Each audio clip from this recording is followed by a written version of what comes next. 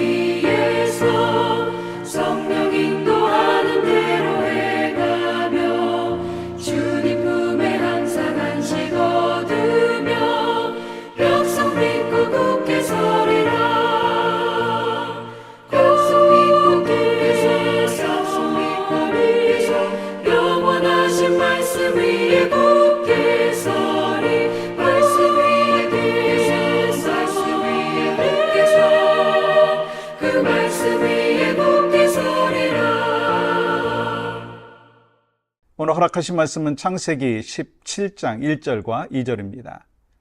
아브라함이 99세 때에 여호와께서 아브라함에게 나타나서 그에게 이르시되 나는 전능한 하나님이라.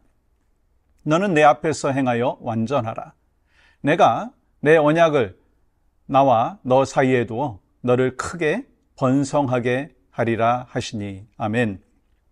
여러분과 저는 살아가면서 크고 작은 약속들을 매일매일 하죠. 어렸을 때 어떤 약속했습니까? 여러 가지 약속하면서 새끼손가락을 걸고 약속하는 것으로 시작을 했죠. 또 부부가 되는 것도 약속이고, 또 집을 사고 팔고 하는 것도 약속이고, 또 직분을 받는 것도 약속이 있죠. 또한 사회가 정해놓은 법과 질서도 약속입니다. 그렇기 때문에 우리는 약속을 지키려고 노력을 하고 있어요. 그렇지만 여러분 아시듯이 사람의 약속은요, 변하기도 하고 깨지기도 하고 바꿔지기도 하고 잊혀지기도 하더라고요. 그래서 약속을 잘 지키게 하기 위해서 어떻게 합니까? 문서를 만들어서 사인을 합니다. 근데 그 약속도 깨지기도 하고 약속한 사람이 먼저 죽기도 하더라고요. 결론은 사람의 약속은 깨지고 변할 수 있다는 거예요. 여러분 그렇다고 해가지고 약속을 하지 않습니까? 그럼에도 불구하고 약속은 계속되고 있다는 거예요. 그런데 하나님의 약속은 다르십니다. 하나님의 약속은요, 영원하고 깨지지 않고 변함이 없다는 거예요. 그리고 하나님께서는요, 약속을 잊지 않으시고 지켜주실 뿐만 아니라 반드시 그 약속을 이루신다는 거예요. 민수기 23장 19절 하반절에 이런 말씀이 있죠. 어찌 그 말씀하신 바를 행하지 않으시며 하신 말씀을 실행하지 않으시랴. 마태복음 24장 35절에서도 이렇게 말씀하십니다. 천지는 없어질지언정 내 말은 없어지지 아니하리라. 그렇습니다. 우리는 쉽게 약속을 어기고 또한 약속을 지키지 못하지만 하나님께서는 성경을 통해서 약속하셨고 약속을 이루시고 계신 거예요.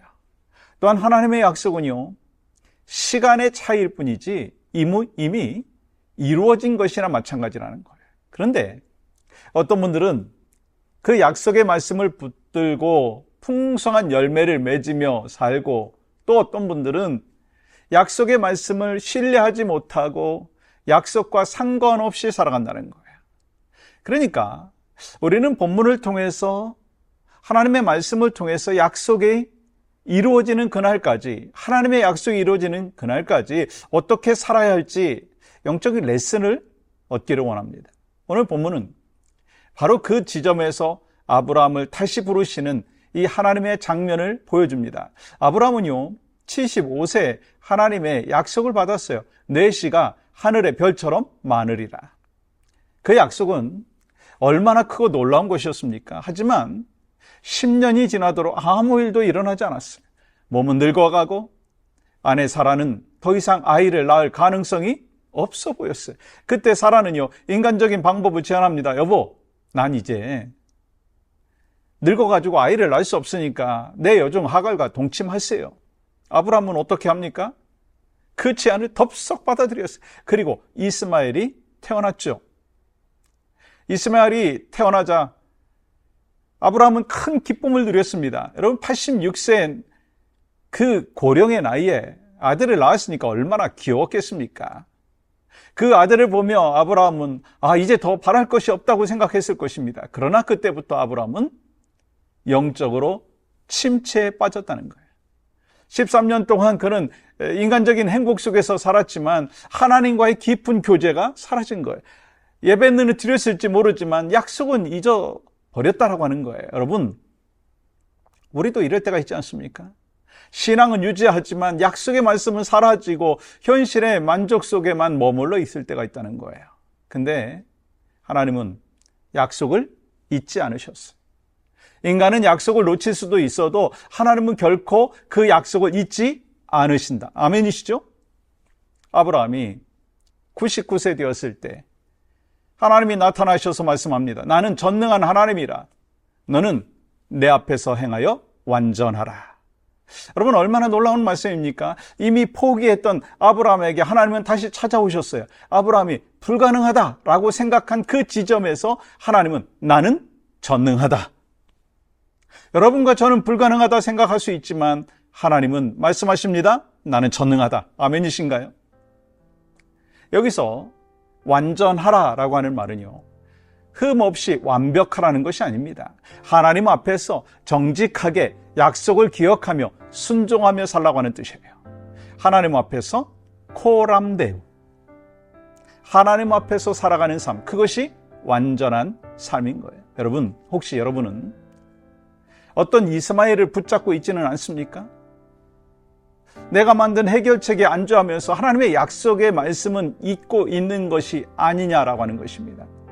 현실의 만족 속에 영적 침체에 빠져 있지는 않느냐라고 하는 거예요. 하나님은 오늘도 말씀하십니다. 뭐라고요? 너는 불가능하다고 생각할 수 있지만 나는 전능한 하나님이다. 너는 내 앞에서 행하여 완전하라. 완벽하라고 하는 것이 아니에요.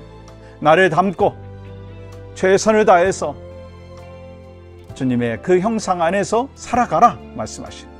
오늘 이 말씀 앞에 무릎 꿇고 여러분과 저에게 주셨던 그 약속의 말씀을 붙잡고 살아갈 수 있기를 원합니다.